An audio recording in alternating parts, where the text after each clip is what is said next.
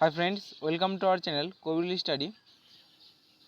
तो आज के আমি ক্লাসিফিকেশন অফ প্লান্টের পার্ট 3 ভিডিও নিয়ে আলোচনা করব। তো এর আগে ক্লাসিফিকেশন অফ প্লান্টের দুটো ভিডিও আলোচনা করা হয়ে গেছে। তো এখানে আমাদের অল্প কিছু পার্ট শুধুমাত্র ভাইরাস এবং ব্যাকটেরিয়া নিয়ে আলোচনা করব। তো দেখে নেওয়া যাক ভাইরাস এবং ব্যাকটেরিয়া সম্পর্কে। প্রথমেই আসছি ভাইরাস। ভাইরাস সম্পর্কে কী কী বলা হচ্ছে দেখো। Study of virus is called virology. তো ভিরিওলজি হচ্ছে ভাইরাস সম্পর্কে স্টাডি করাকে বলে। Virus was discovered by Russian scientist Ivanovsky in the year 1892, অর্থাৎ 1892 সালে বিজ্ঞানী ইভানস্কি, রাশিয়ান বিজ্ঞানী, তিনি ভাইরাস আবিষ্কার করেছিলেন during the test of mosaic disease in tobacco. দেখো এই তাবাকু পাতার মধ্যে যে মোজাইক যে রোগ হয়েছিল, সেই মোজাইক রোগের ক্ষেত্রে তিনি ভাইরাস কিন্তু আবিষ্কার করেছিলেন এই তাবাকু পাতাতে। In nature there are ultra microscopic particle known as virus, এবং ভাইরাস সাধারণত হয় আলট্রা মাইক্রোস্কোপিক। আলট্রা মাইক্রোস্কোপিক মানে হচ্ছে খুবই ক্ষুদ্র। It has both the character of living and non living, so it is connecting link between living and non living. তো এটা আমি তোমাদের আগেও পড়েছিলাম, একবার বলেছিলাম যে ভাইরাসকে বলা হয় যে জীব ও জলের মাধ্যমে একটা কানেক্টিং লিঙ্ক, জীব ও জলের মাধ্যমে। কারণ দেখো it has both character living and non living, কারণ এটা জীব এবং জলের মধ্যে। দেখো ভাইরাস যখন কোনো একটা প্রাণী বা অর্গানিজমের বাইরে থাকে তখন ভাইরাস জলের মতো আচরণ করে, মানে ভাইরাসের প্রাণ নেই এমন। কিন্তু ভাইরাস যেই কোনো একটা অর্গানিজমের মধ্যে প্রবেশ করে তখনই ভাইরাসের মধ্যে মনে হয় যেন প্রাণ ফিরে এসেছে। তাই ভাইরাসকে বলা হয় যে ভাইরাস হচ্ছে একটা connecting link between living and non living organism. ভাইরাসকে বলা হয় কানেক্টিং লিঙ্ক। ঠিক এইরকমই তোমাদের আমি আরেকটা বলেছিলাম যে একটা পাখি আছে যেটাকে বলা হয় সরীসৃপ আর স্তন্যপায়ীর মধ্যে সংযোগ রক্ষাকারী প্রাণী। সেই পাখিটির নাম কি বলতে পারবে? সে পাখিটি হচ্ছে আর্কিওপটেরিক্স। আর্কিওপটেরিক্স একটা পাখি যেটা বলা হয় সরীসৃপ এবং স্তন্যপায়ীর মাধ্যমে একটা মানে যে সংযোগ রক্ষাকারী পাখি, যেটা তোমাদের আগে বলেছি আমি। এবার দেখো doctor Stanley first isolated the virus causing mosaic disease in tobacco in the form of crystal. এবং এই যে ডক্টর স্টেনলি তিনি ফার্স্ট আইসোলেটেড করেছিলেন, মানে পৃথক করেছিলেন দ্য ভাইরাসটাকে। ভাইরাসটা কোথা থেকে পাওয়া গিয়েছিল? বললাম যে তাবাকু থেকে। তাবাকুর মধ্যে যে মোজাইক ডিজিজ সেখান থেকে পাওয়া গিয়েছিল ভাইরাসটা in the form of crystal, এবং কী রূপে? ক্রিস্টাল রূপে। তো এরপর দেখো ক্যারেক্টার অফ ভাইরাস। ভাইরাসের বিভিন্ন ক্যারেক্টার বা চরিত্র নিয়ে আলোচনা করব। They become active inside a living cell or host cell. তো এটা আগেও আমি এখনই তোমাদের বললাম যে ভাইরাস শুধুমাত্র যখন কোনো লিভিং অর্গানিজমের মধ্যে বা লিভিং কোষের মধ্যে প্রবেশ করবে তখন সেটা কী হবে? অ্যাক্টিভ হবে। তার আগে এটা ইনঅ্যাক্টিভ পড়ে থাকবে। এরপর দেখো nucleic acid replicate themselves and they reproduce rapidly. এবার এই যে কোনো একটা ভাইরাস ধরো প্রবেশ করলো কোনো একটা শরীরে, এবং সেটা কী হবে? রেপ্লিকেট দেমসেলভ করবে। রেপ্লিকেট মানে হচ্ছে প্রতিলিপি গঠন করা, অর্থাৎ তার মতনই তৈরি করবে ভাইরাস। অর্থাৎ ভাইরাস যখন এর মধ্যে যখন নিউক্লিক অ্যাসিড ধরে প্রবেশ করলো তখন সেটা রেপ্লিকেট করবে, এবং অর্থাৎ তার মতো প্রতিলিপি গঠন করবে এবং রিপ্রোডিউস র্যাপিডলি, এবং খুব দ্রুতভাবে তারা রিপ্রোডিউস করবে, মানে খুব দ্রুতভাবে বৃদ্ধি পাবে। তাহলে একটা হলো, একটা থেকে ঠিক তার মতনই এখনও তৈরি হলো, ঠিক এই দুটো থেকে তাদের মতনই আবার প্রতিলিপি এরকম গঠন করতে করতে প্রচুর ছড়িয়ে পড়বে রেপ্লিকেট করতে করতে। They cause disease like bacteria and fungi. এবং এই যে ভাইরাস, তাদের ভাইরাসের ক্ষেত্রে যে রোগ হয় তা সাধারণত কীরকম? ব্যাকটেরিয়া এবং ফাঙ্গির ক্ষেত্রে এই রোগের মতনই সেটা বলা হচ্ছে। According to parasitic nature virus is of 3 types. Parasitic nature অনুযায়ী ভাইরাস হয় 3 প্রকারের। কী কী দেখো? প্রথমে হচ্ছে প্লান্ট ভাইরাস। প্লান্ট ভাইরাসের ক্ষেত্রে শুধুমাত্র RNA is present as it nucleic acid.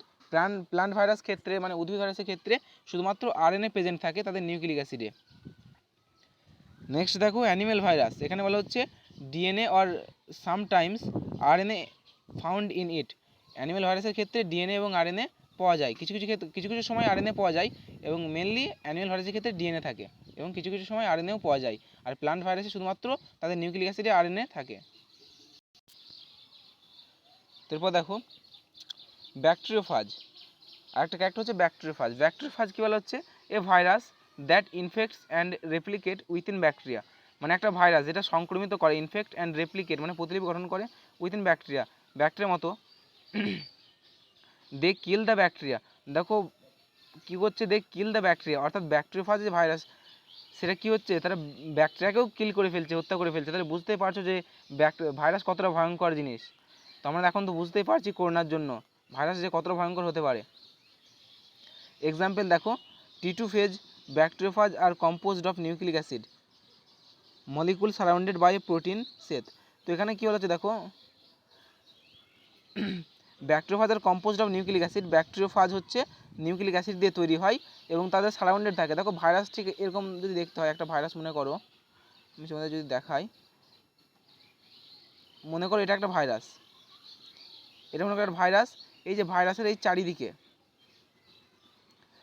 আমি যদিও ছবিটা ঠিকভাবে হয়নি, তো ছবিটা তোমরা দেখে নেবে, তোমাদের পড়তে সুবিধা হবে। তো ভাইরাসের যে চারিদিকে থাকে না, এই চারিদিকে আবরণীগুলো থাকে ভাইরাসের, সেই আবরণীগুলো কিন্তু প্রোটিন দ্বারা তৈরি হয়। ভাইরাসের আবরণীগুলি প্রোটিন দ্বারা তৈরি হয়। মনে রাখবে যাকে বলা হয় ক্যাপসিড বলা হয়, তাকে বলা হয় ক্যাপসিড। ভাইরাসের যে আবরণী তাকে বলা হয় ক্যাপসিড।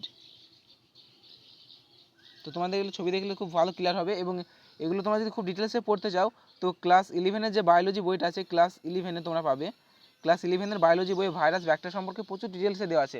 তো তোমাদের তো সাধারণত চাকরি পরীক্ষা অত ডিটেলসে পড়ে লাভ নেই, তো এখানেই সাফিসিয়েন্ট, লুসেন্টটা যেটা আছে এখানেই সাফিসিয়েন্ট। আর তাছাড়া তোমরা গুগলে সার্চ করে ছবিগুলো দেখে নিতে পারো, তাহলে তোমাদের একটু মনে রাখতে সুবিধা হবে।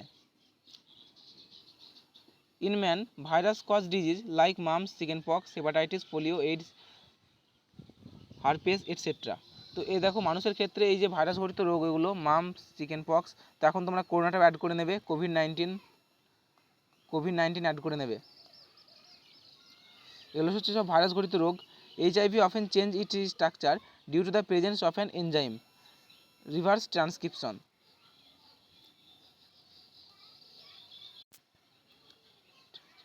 তো এখানে দেখো এই যে এইচআইভি ভাইরাস, যাকে আমরা বলে থাকি human immuno virus.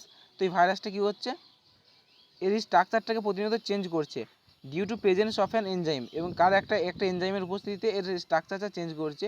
HIV virus structure change করছে একটা এনজাইমের উপস্থিতিতে, যে এনজাইমটার নাম হচ্ছে reverse transcriptase.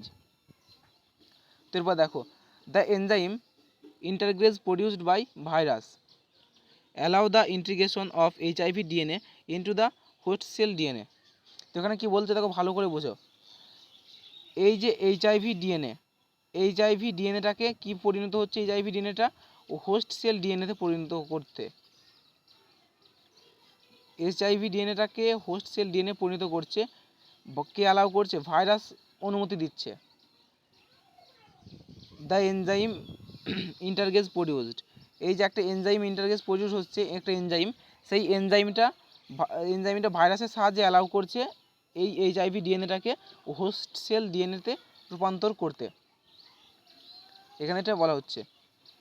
Ebola is a virus cause Ebola fever. তো ইবোলা ভাইরাসের সাহায্যে ইবোলা জ্বর সৃষ্টি হয়। Fruit bats are the natural host of the virus. First outbreak in West Africa.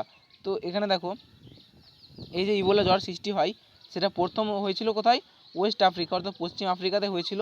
এবং এটা সাধারণত ফ্রুট ব্যাট এবং বিভিন্ন বাদুড়ের সাহায্যে এটা ছড়িয়ে পড়ে। এটা বাহক হচ্ছে fruit bats. Those virus in which RNA is found as genetic material are called retrovirus. তো রেট্রোভাইরাস কাকে বলে? রেট্রোভাইরাস হচ্ছে সেই সমস্ত ভাইরাস যেখানে আমাদের জেনেটিক মেটেরিয়াল রূপে কী পাই আমরা? RNA পেয়ে থাকি। যে সমস্ত ভাইরাসের জেনেটিক মেটেরিয়াল RNA পেয়ে থাকি তাদের আমরা বলে থাকি রেট্রোভাইরাস। তো এখান থেকে ভাইরাস কমপ্লিট। এবার আমরা চলে আসবো নেক্সট হচ্ছে ব্যাকটেরিয়া সম্পর্কে। তো ব্যাকটেরিয়া সম্পর্কে জানা যাক। It was discovered by Antonie van Leeuwenhoek. তো ব্যাকটেরিয়া আবিষ্কার করেছিলেন লিওয়েনহক। তো লিওয়েনহক সম্পর্কে আরেকটা বলেছিলাম যে লিওয়েনহক কী আবিষ্কার করেছিলেন? প্রথম জীবিত কোষ আবিষ্কার করেছিলেন Leeuwenhoek of Holland in the year 1683। তো 1683 সালে হোল্যান্ডের এই বিজ্ঞানী তিনি ব্যাকটেরিয়া আবিষ্কার করেছিলেন। Leeuwenhoek is called father of bacteriology. Father of bacteriology বলা হয় লিওয়েনহককে। In the year 1829 Ehrenberg called bacteria. তো এই যে বিজ্ঞানী লিওয়েনহক ব্যাকটেরিয়া আবিষ্কার করেছিলেন, কিন্তু তিনি এর নাম দেননি ব্যাকটেরিয়া। পরে এটা নামকরণ করেছিলেন 1829 সালে বিজ্ঞানী এহেরেনবার্গ, এটা নাম দিয়েছিলেন bacteria. The year 1843 to 1892 Robert coach discovered the bacteria of tuberculosis disease. তো এইখানে দেখো এই যে টিউবারকুলোসিস ডিজিজ, টিউবারকুলোসিস ডিজিজ থেকে যে রবার্ট কচ কি আবিষ্কার করেছিলেন, ব্যাকটেরিয়া আবিষ্কার করেছিলেন। টিউবারকুলোসিস যাকে আমরা বলে থাকি টিবি রোগ, যাকে বলে থাকি টিবি রোগ মানে হচ্ছে বাংলা বলা হয় যাকে যক্ষা রোগ, টিবি। তো এটা কিসের জন্য হয়, এটা হচ্ছে ব্যাকটেরিয়া ঘটিত একটি রোগ, টিবি রোগ। এবং এখানে যে টিকা দেওয়া হয় এটা মনে রাখবে পরীক্ষায় আসে, এখানে যে টিকা দেওয়া হয় সেটা বলা হয় বিসিজি টিকা, বিসিজি।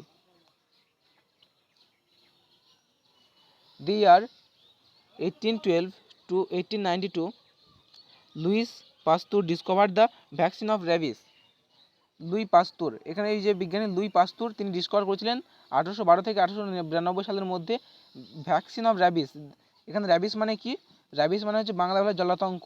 তিনি জলাতঙ্ক রোগের টিকা আবিষ্কার করেন বিজ্ঞানী লুই পাস্তুর। জলাতঙ্ক, র্যাবিস মানে হচ্ছে জলাতঙ্ক। তো বিজ্ঞানী লুই পাস্তুর জলাতঙ্ক রোগের টিকা আবিষ্কার করেন। অ্যান্ড পেস্টুরাইজেশন অফ মিল্ক, এবং তিনি মিল্কের যে পেস্টুরাইজেশন সেটা আবিষ্কার করেন। তো মিল্কের পেস্টুরাইজেশনকে একটু পরে আমরা আলোচনা করব, অর্থাৎ মিল্ক থেকে যে বিভিন্ন জীবাণু সেগুলো বার করে দেওয়ার অ্যাকচুয়ালি প্রসেস একটা। তো এটা সম্পর্কে একটু পরে দেওয়া আছে, আলোচনা করব। On the basis of shape bacteria are different type. তো আমাদের যে আকৃতির ভিত্তিতে ব্যাকটেরিয়া বিভিন্ন রকম হয়ে থাকে। তো এগুলো তোমাদের যে আকৃতিগুলো দেওয়া আছে এই আকৃতিগুলো ছবি দেখতে গেলে তোমরা গুগলে সার্চ করে নেবে, তাহলে তোমরা খুব ভালোভাবে ব্যাপারগুলো ক্লিয়ার হবে। তোমরা ভিডিওটা দেখে নেবে, তারপর খাতায় এই পয়েন্টগুলো খাতায় নোট করে নেবে, কী কী পয়েন্ট, অথবা বই থাকলে পরে তোমরা পয়েন্টগুলো ধরে ধরে গুগলে সার্চ করে নেবে, তাহলে কোন ব্যাকটেরিয়ার সাইজটা কেমন, আকৃতিটা কেমন, তাহলে তোমরা বুঝতে পারবে। প্রথমে দেখো bacillus, this is rod like or cylindrical. এটা ঠিক এরকম ধরনের হয়, ঠিক এরকম ধরনের একটা ব্যাকটেরিয়া হয়ে থাকে, rod like or cylindrical bacteria. এবার দেখো round or cross, these are round and the smallest bacteria, round or coccus. তো এই ধরনের ব্যাকটেরিয়া খুবই ক্ষুদ্র হয়ে থাকে এভাবে, round or coccus. Comma shaped bacteria or vibrio, like the English sign.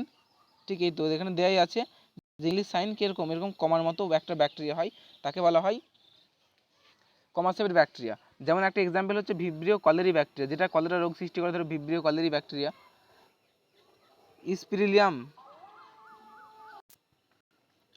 তো ফ্রেন্ডস এরপর দেখো স্পিরিলিয়াম। স্পিরিলিয়াম হচ্ছে স্প্রিং অর স্ক্রু শেপড, অর্থাৎ যেটা স্প্রিংয়ের মতো অথবা স্ক্রুর মতো দেখতে হয়, সেটা হচ্ছে এই ধরনের ব্যাকটেরিয়া। তো এগুলো তোমরা সার্চ করলেই পেয়ে যাবে।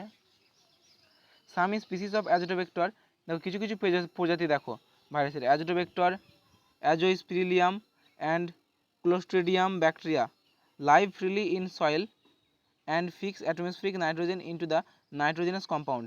এখানে কি বলা হচ্ছে দেখো, এই যে ব্যাকটেরিয়াগুলো আছে, অ্যাজোটোবেক্টর আছে, অ্যাজোস্পিরিলিয়াম আছে, এই ব্যাকটেরিয়াগুলো বলছে যে মাটিতে কি থাকে, ফ্রিলিভাবে অর্থাৎ স্বাধীনভাবে মাটিতে বসবাস করছে, এবং তারা বাতাসে যে নাইট্রোজেন, অ্যাটমসফিরিক নাইট্রোজেন, সেটা কী করেছে দেখো ইন্টু নাইট্রোজেনাস কম্পাউন্ড, বাতাসের নাইট্রোজেনটাকে তারা নাইট্রোজেনাস কম্পাউন্ডে পরিণত করছে, অর্থাৎ মাটিতে আবদ্ধ করে ফেলছে এই যে ব্যাকটেরিয়া, এই ব্যাকটেরিয়াগুলো। Bacteria capable of converting nitrite to nitrate is Nitrosomonas. তো এই যে নাইট্রোজোমোনাস কাকে বলে, যে ব্যাকটেরিয়ার একটা ক্ষমতা আছে সেটা কনভার্টিং করছে, নাইট্রিয়েটকে নাইট্রেটে পরিণত করছে, তাকে বলা হয় নাইট্রোজোমোনাস। নেক্সট দেখো Anabaena and নস্টক cyanobacteria fix atmospheric nitrogen into soil.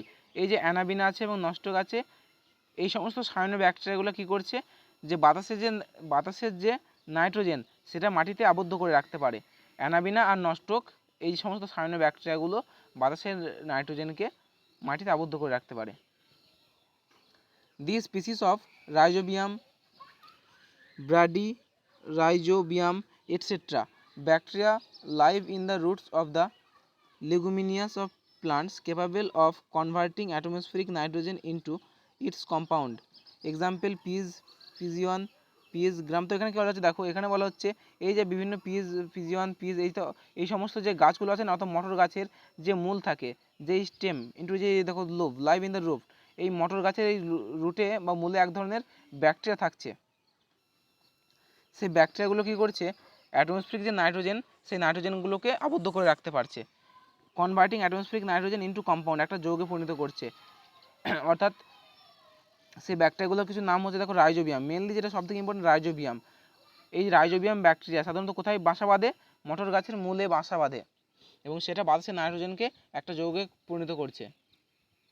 Rhizobium are called symbiotic bacteria, রাইজোবিয়ামকে বলা হয় symbiotic bacteria, most important Rhizobium ব্যাকটেরিয়াটা। The harmful substance produced by the microbe are known as toxin. তো টক্সিন কাকে বলে? যে microbes মানে হচ্ছে জীবাণু, জীবাণু দ্বারা যে হার্মফুল যে পদার্থগুলো, ভীষণ ভীষণ ক্ষতিকারক যে পদার্থগুলো উৎপন্ন হয় তাকে আমরা বলে থাকি টক্সিন। তো নেক্সট দেখো এবার নোটটা দেখো, নোটে কি বলা হচ্ছে, to preserve the milk for many days pasteurization is done. তো বিজ্ঞানী যে লুই পাস্তুর, যিনি জলাতঙ্ক রোগের টিকা আবিষ্কার করেছিলেন, র্যাবিস রোগের, তো তিনি আরেকটা যে প্রিজার্ভ অফ মিল্কের যে ফর্মুলাটা তোমাদের বললাম যে পরে নেক্সট দেওয়া আছে, তো সেটা এখানে নোটের মধ্যে লেখা আছে। There are two types of method of pasteurisation. তো পাস্তুরাইজেশন দুটো মেথড আলোচনা করা হয়েছে, একটা হচ্ছে লো টেম্পারেচার হোল্ডিং মেথড আর একটা হচ্ছে হাই টেম্পারেচার হোল্ডিং মেথড। তো লো টেম্পারেচার কী বলেছে দেখো, milk is boiled at 62°C for 30 minute. তোমরা যদি প্রথমকার পদ্ধতি ইউজ করো তাহলে এই 62.8°C উষ্ণতায় মিল্ককে গরম করতে হবে 30 মিনিট ধরে। আর যদি দ্বিতীয় মেথডটা ইউজ করো তাহলে মিল্ককে 71.7°C গরম করতে হবে 15 সেকেন্ডের জন্য। তো এই যে দুটো পদ্ধতির মধ্যে যে কোনো একটা পদ্ধতি ইউজ করলেই হবে, এর বলা হয় pasteurization of milk. In leather industry separation of hair and fat from leather is done by bacteria. This is called tanning of leather. তো এই যে ট্যানিং কাকে বলে দেখো, লেদারের ট্যানিং কাকে বলে, চামড়ার ট্যানিং। চামড়ার ট্যানিং মানে হচ্ছে ধরো বিভিন্ন চামড়ার গায়ে যেসব লোম লেগে থাকে সেই লোমগুলোকে সেপারেশন করা হয়, পৃথক করার জন্য বিভিন্ন ইন্ডাস্ট্রিতে আমরা ব্যাকটেরিয়া ইউজ করে থাকি। যে কোনো চামড়া, বিভিন্ন ধরো ছাগলের চামড়া বলো, সেই চামড়াগুলো তো বিভিন্ন থেকে বস্ত্র তৈরি করা হয় কিংবা অন্যান্য কিছু করা হয়, সেই চামড়াগুলো থেকে পৃথক করার জন্য এই বিভিন্ন হেয়ার, তাদের যে গায়ের লোম থাকে সেগুলোকে পৃথক করার জন্য এই হেয়ার অ্যান্ড ফ্যাটগুলোকে আমরা ব্যাকটেরিয়া ইউজ করে থাকি। এরপর দেখো বিভিন্ন pickle syrup kept in salt or and dense liquid of sugar so that in case of bacterial attack bacteria are plasmoid and destroyed. Therefore pickle do not get spoiled soon and can be preserved for long time. তো এখানে কি বলছে দেখো, বিভিন্ন আচার এবং সিরাপগুলো কোথায় রাখি আমরা? ইন সল্টের মধ্যে রাখি, অথবা in dense liquid of sugar, এবং বিভিন্ন যে একটা সুগারের যে একটা খুব ঘন মাধ্যমে রাখা হয়, যাতে তারা কোনো যদি এখানে ব্যাকটেরিয়া যেন অ্যাটাক করতে না পারে, এবং ব্যাকটেরিয়া যদি অ্যাটাকও করে তারা কি করে সেই ব্যাকটেরিয়াগুলোকে ডিস্ট্রয়েড করে দেবে এই ডেন্স মিডিয়ামে রাখার ফলে বিভিন্ন আচারকে এবং সিরাপকে। Therefore pickles do not get spoiled, এবং এই কারণে দেখো এই যে আচারগুলো কি হয়, তারা সহজে নষ্ট হয়ে যায় না এবং খুব অনেক দিন পর্যন্ত তারা সংরক্ষিত থাকে, কারণ সেখানে কোনো ব্যাকটেরিয়া অ্যাটাক করতে পারে না এই জন্য। তারপর দেখো the citrus fruit and pickle are not stored in iron container because it container organic acid. Citrus fruit আগে কী কী বোঝো দেখো, সাইট্রাস ফ্রুট মানে হচ্ছে বিভিন্ন টক জাতীয় যেসব ফল, যেমন তোমরা তেঁতুল বলতে পারো কিংবা অন্যান্য সব টক জাতীয় যেসব ফল হয়ে থাকে, টমেটো বলতে পারো, বিভিন্ন বিভিন্ন যে সাইট্রাস ফুড সেগুলোকে আমরা আয়রনের পাত্রে রাখি না। কারণ কি? ইট কন্টেইন অর্গানিক অ্যাসিড, কারণ এই যে এদের মধ্যে অর্গানিক অ্যাসিড থাকে, এবং সেটা যদি আয়রনের পাত্রে রাখি তো তাদের সাথে বিভিন্ন রিয়াকশানে অংশগ্রহণ করবে, তাই রাখি না। In cold storage object are kept at low temperature minus, cold স্টোরেজের ক্ষেত্রে, কোল্ড স্টোরেজ এর ক্ষেত্রে কী হয় দেখো, লো টেম্পারেচার রাখা হয় -10°C টু -18°C মধ্যে। এবার দেখো মাইক্রোপ্লাজমা হচ্ছে স্মলেস্ট। ফ্রেন্ডস এখানে দেখো কোল্ড স্টোরেজ, এটা মনে রাখবে, কোল্ড স্টোরেজে বাংলায় অনেকেই জানে না হয়তো, কোল্ড স্টোরেজকে বাংলায় বলা হয় হিমঘর। বাংলায় অনেকেই তোমরা দেখতে পাবো হিমঘর বলা হয় কোল্ড স্টোরেজকে। তো এখানে সাধারণত একটা জিনিস মনে রাখবে, এখানে অ্যামোনিয়া ব্যবহার করা হয়, অ্যামোনিয়া NH3 অ্যামোনিয়া ব্যবহার করা হয় কোল্ড স্টোরেজে, বলে দিলাম এটা এক্সট্রা ফ্যাক্ট। তারপর দেখো মাইক্রোপ্লাজমা হচ্ছে আমরা কি জানি যে সব থেকে ছোটো, যদি বলা হয় সব থেকে ছোটো ব্যাকটেরিয়ার নাম কি, সেটা হচ্ছে সব থেকে ছোটো কোষের নাম কি, সব থেকে যদি বলা হয় ছোটো কোষ সেটার নাম হবে মাইক্রোপ্লাজমা। গ্যালিসেপ্টিকাম হচ্ছে সব থেকে ছোটো কোষ, মাইক্রোপ্লাজমা গ্যালিসেপ্টিকাম।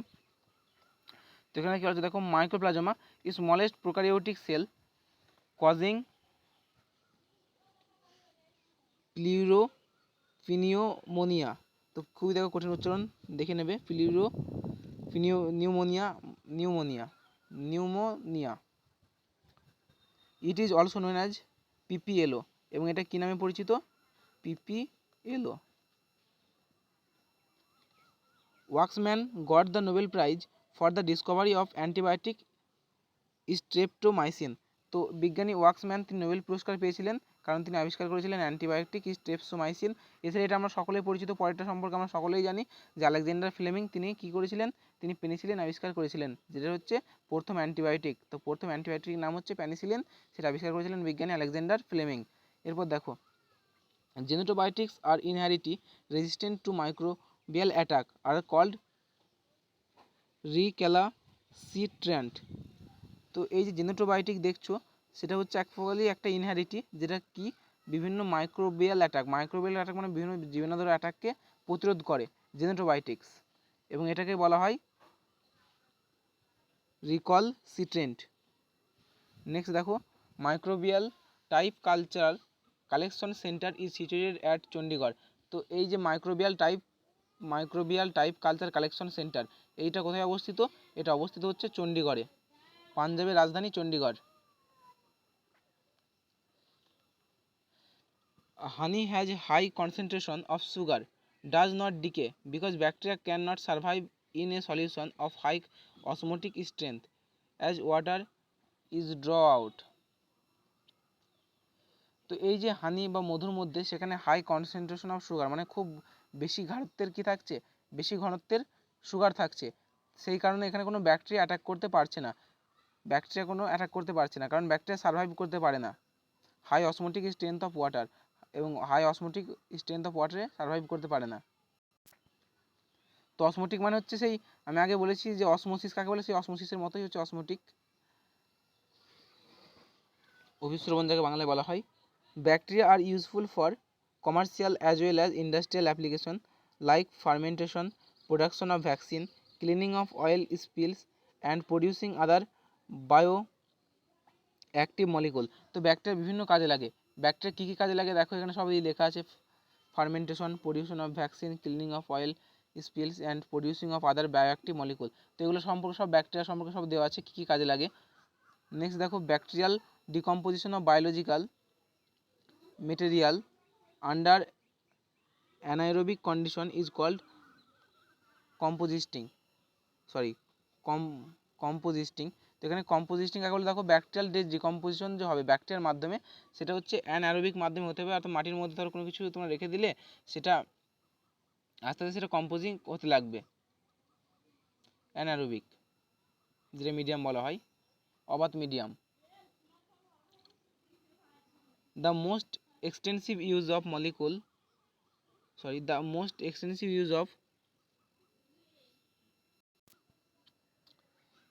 তো এই যে দেখো মোলাজেস, এই যে ব্যাকটেরিয়া, এটা ব্যাকটেরিয়ার নাম, এটা হচ্ছে ফার্মেন্টেশনের পর কী কাজে লাগে, এটা প্রডিউসিং ইথানল, এটা ইথানল তৈরি করতে সাহায্য করে এই ব্যাকটেরিয়াটি। তো ফ্রেন্ডস, কোথাও বুঝতে অসুবিধা হয় তো ভিডিও নিচে অবশ্যই কমেন্টে জানাবে, এবং ভিডিওটি ভালো লাগলে লাইক করবে। তো এরপরে আমরা নেক্সট ভিডিওতে প্ল্যান্ট মরফোলজি নিয়ে আলোচনা করব। ধন্যবাদ।